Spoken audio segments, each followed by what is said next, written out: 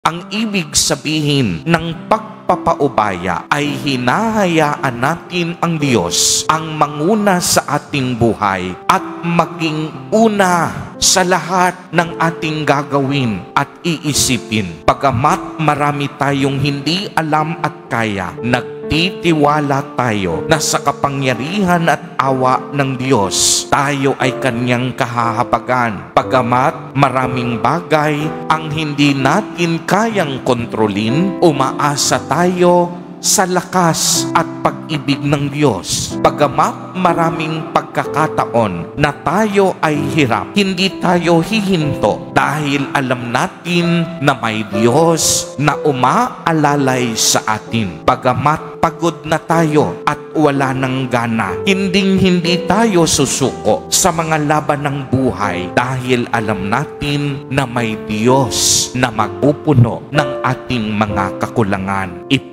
Paubaya natin sa Diyos ang lahat. Ibig sabihin nito, ialay natin sa Kanya ang lahat ng ating lakas at tagumpay. Isuko natin ang lahat ng ating kahinaan at karupukan at hayaan natin na ang Diyos ang magpuno sa lahat ng ating pagkukulang. Amen.